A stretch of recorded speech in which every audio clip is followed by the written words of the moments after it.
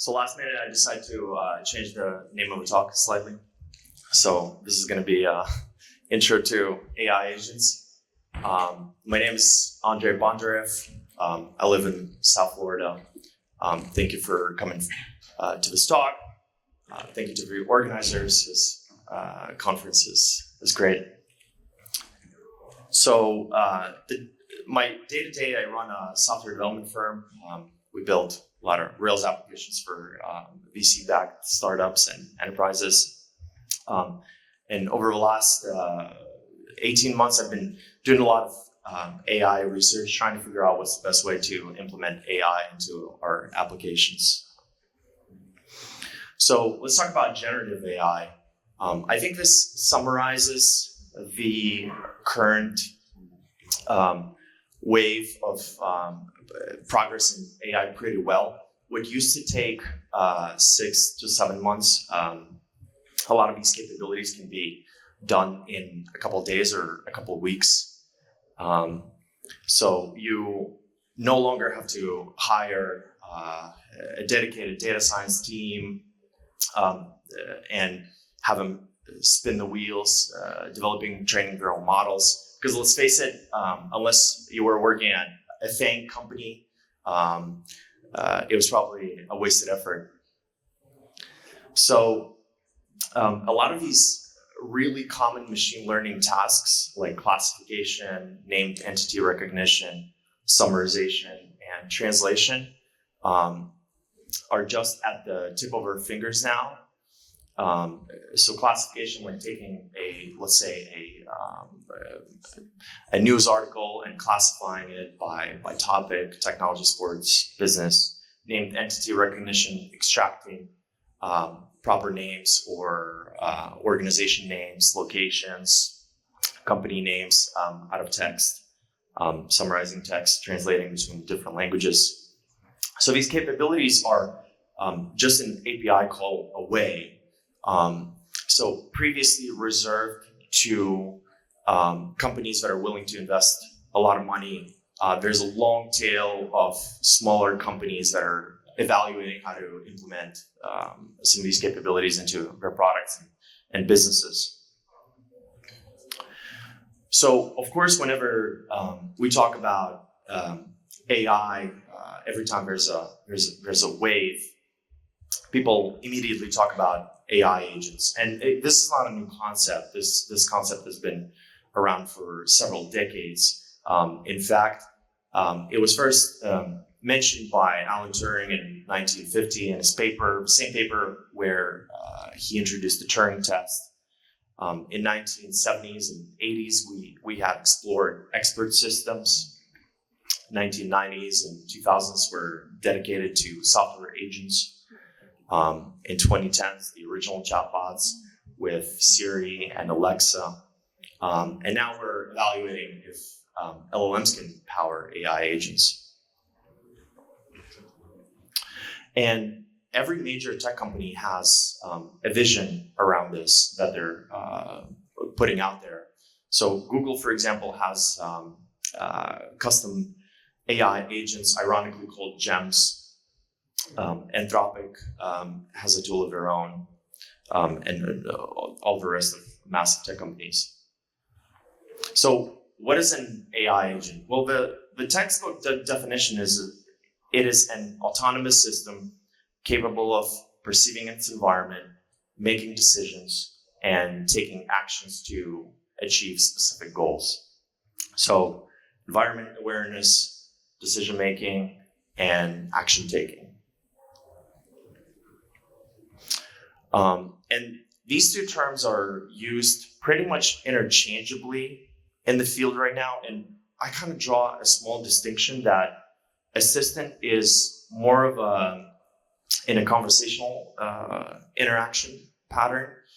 It's constantly taking directions from a human, whereas agent maybe takes the original tasks from a human, but it's off to work on the task on its own, kind of like a background job. So if we were to kind of put some interfaces behind this concept, so the conversational assistant is a free-for-all text input. So it's an infinite number of possible prompt permutations, infinite kind of attack vector if we're talking about prompt hacking. And the autonomous agent kind of powers like hard-coded functionality. So you would have buttons that have hard-coded prompts behind the scenes that are executing tasks. So it's guided input from a user. So what are the use cases for AI agents? Well, of course, the kind of one that's always talked about is just broadly automating business processes. So automating mundane, low IQ tasks and personal assistants, co-pilots. So for example, in my consulting business, we could be creating invoices from timesheets, categorizing business expenses, writing proposals that remix our service offerings and client meeting notes, writing job descriptions, writing tickets, Jira tickets from those meeting notes. So when we're talking about building an AI agent, there's several different components to it.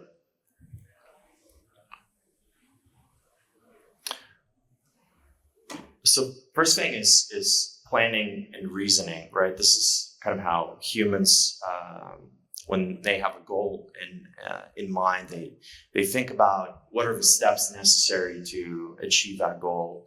How do you plan for that? How do you formulate the plan? And then kind of recursively reflect on that plan to make sure it's a good plan, it's a relevant plan. Reasoning is the kind of cornerstone of problem solving, decision making, critical analysis.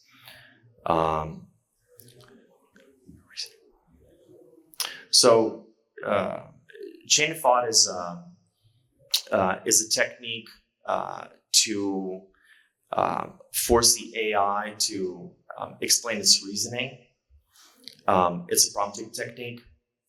So similar to how humans, when they think through different problems, if you're out loud, kind of thinking through it in your head, you're much more likely to get better answers, kind of using system 2 versus system 1 thinking, I think.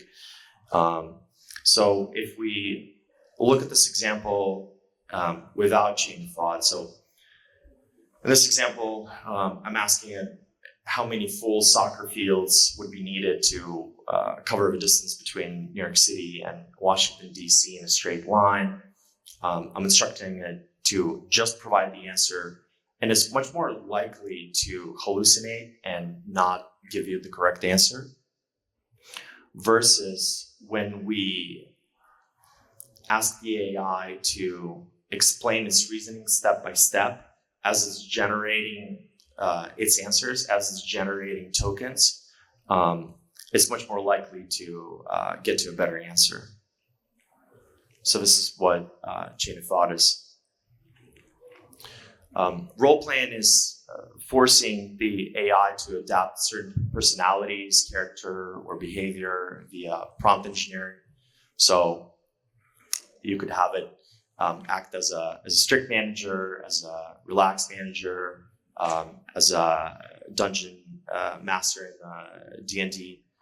In fact, I think Obi has a pretty popular article on that. You can ask it to be a helpful AI assistant.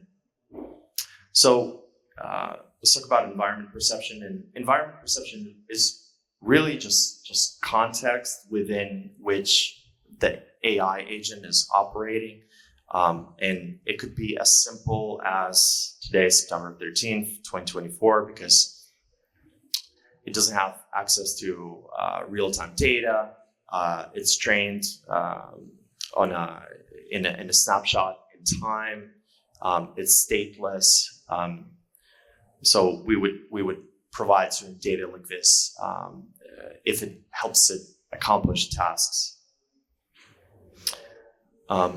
Tool calling or function calling, those two are equivalent, those two are synonymous, and you would typically use them for either structured outputs, so having the response adhere to a predefined JSON schema, typically JSON, or whenever you want the AI agent to use external tools. And in a way, this is also intent detection because the AI chooses to use certain tools. So you would use tool calling in some of these following instances. So for example, getting data from an external API, proprietary API, getting real-time data, like I mentioned, stateless. It's trained on data sets. It's unaware of your personal data or proprietary data. You would use tool calling to have the AI agent take actions or execute deterministic tasks.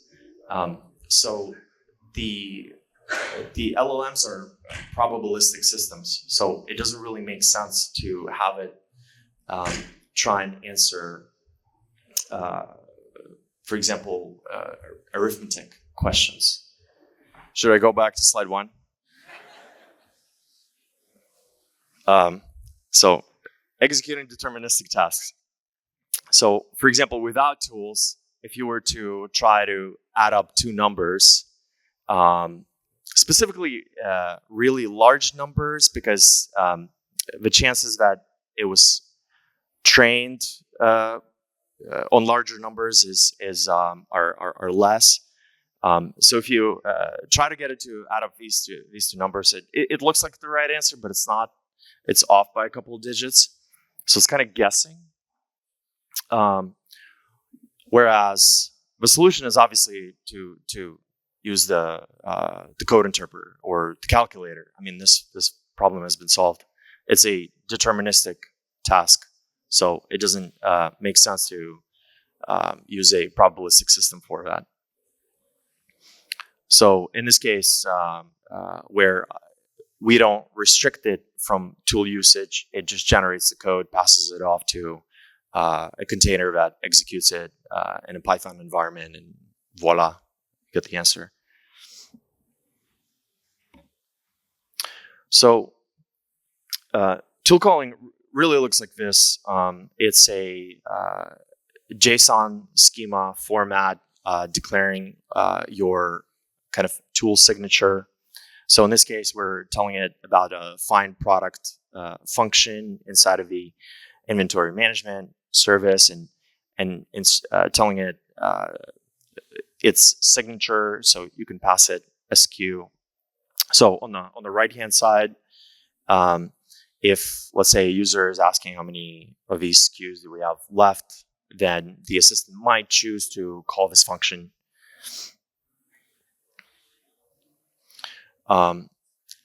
So lastly, when it comes to AI agents, we also need to use memory in a sense of like remembering.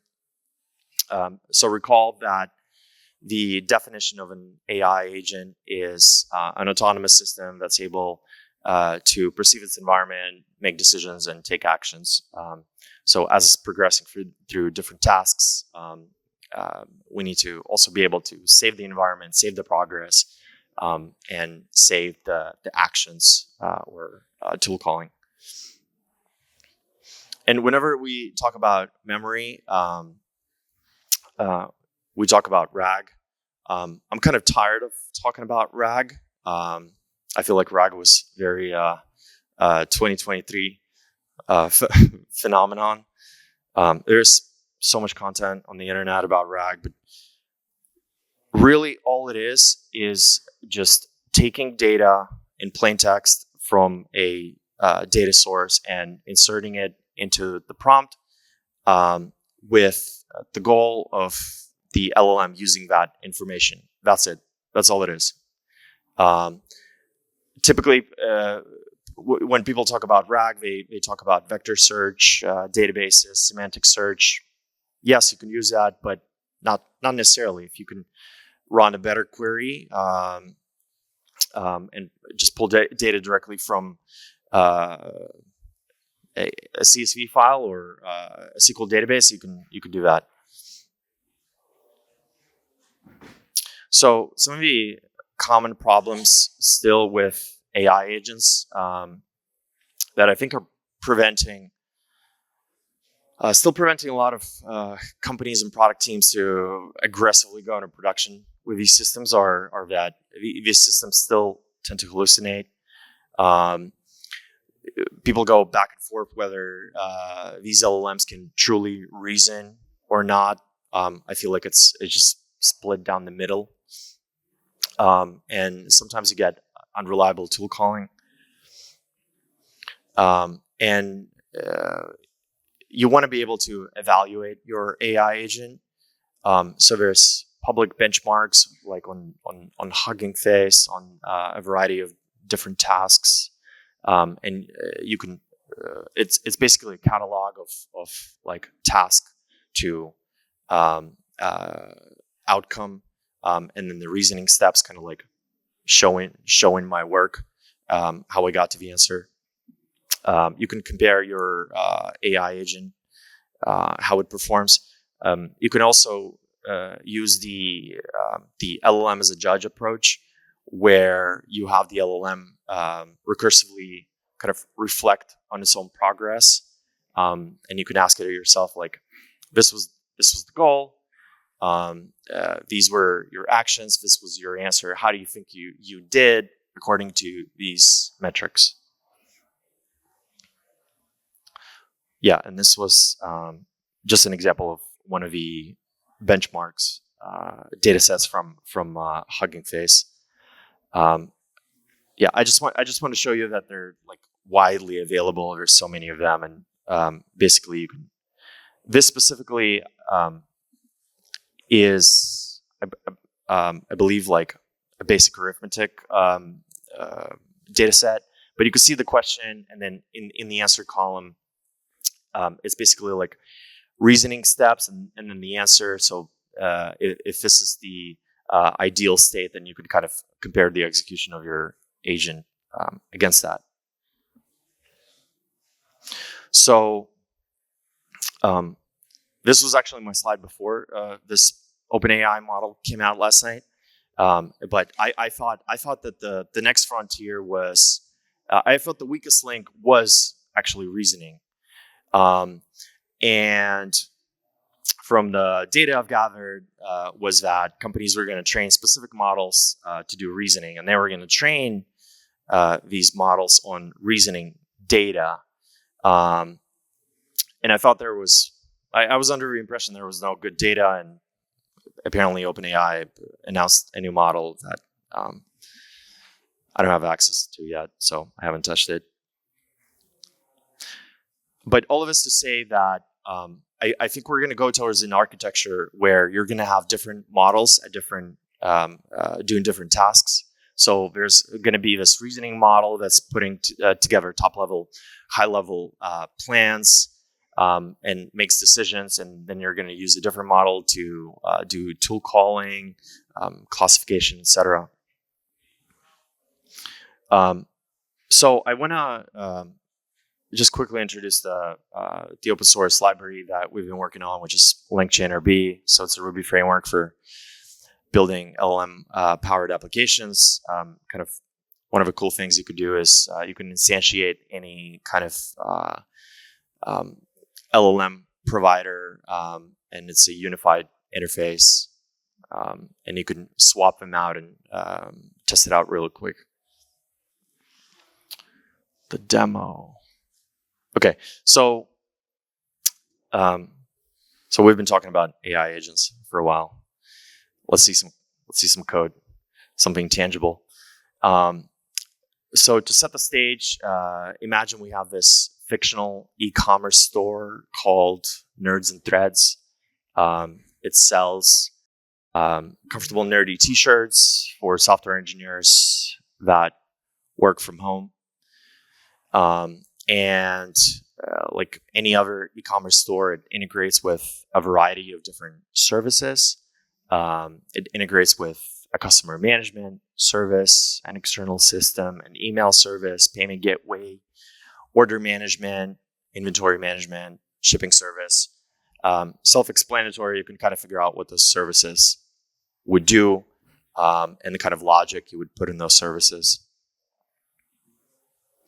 So if we were to visualize this architecture, what we're going to try to do is we're going to try to have an AI assistant kind of orchestrate the business logic and string those 6 services together.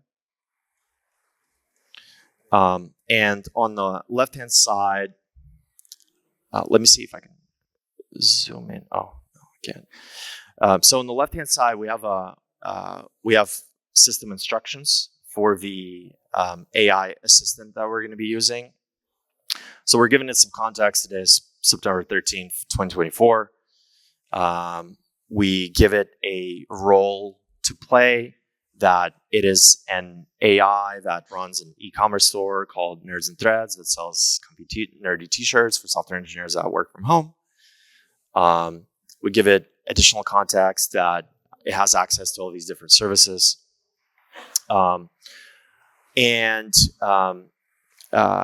When we talk about automating business processes, so lots of businesses have a good business has standard operating procedures for doing things, right? The way you scale a business is create processes, and those processes scale. So we have this process for processing new orders, which consists of creating a customer account if it doesn't exist.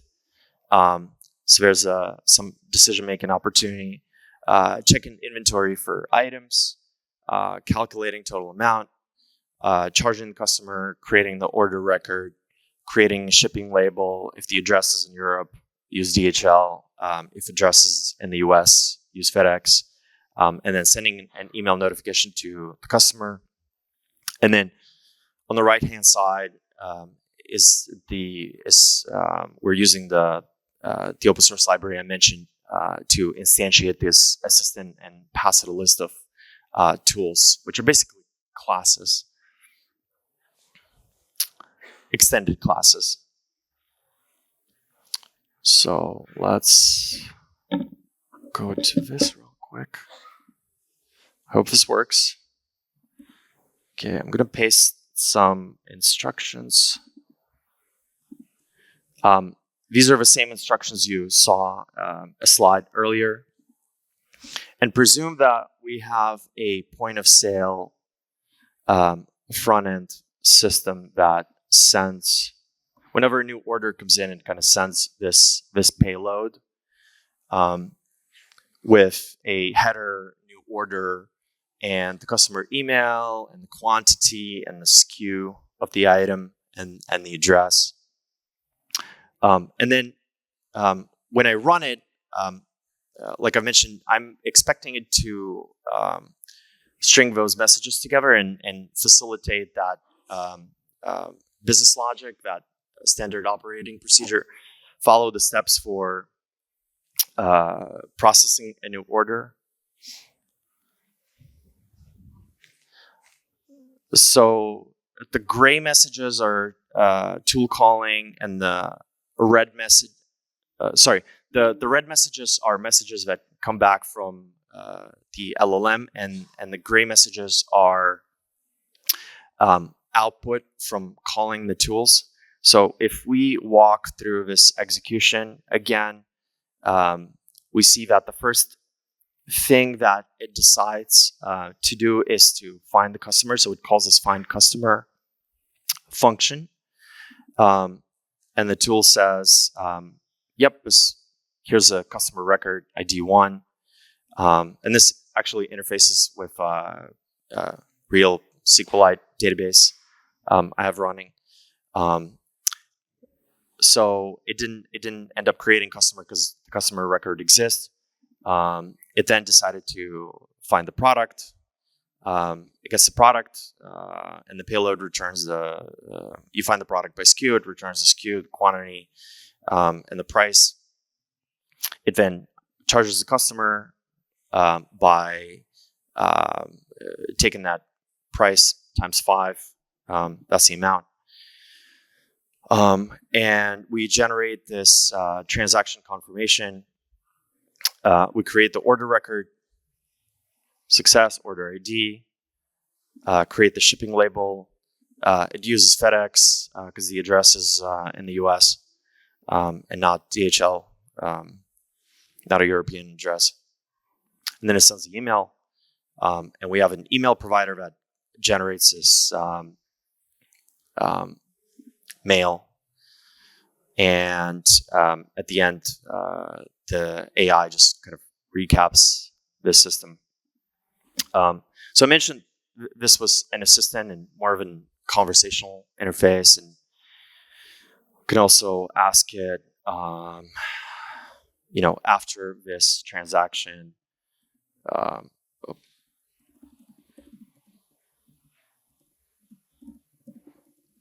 how many of these SKUs do we have left? And it finds the product that returns the latest quantity. We can ask it how many users are in our DBHL.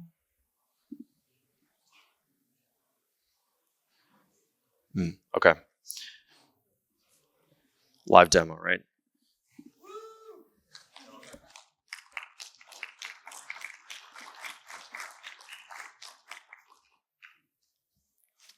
So, why would you use this? Well, I'm not saying like you should be going to production with this today,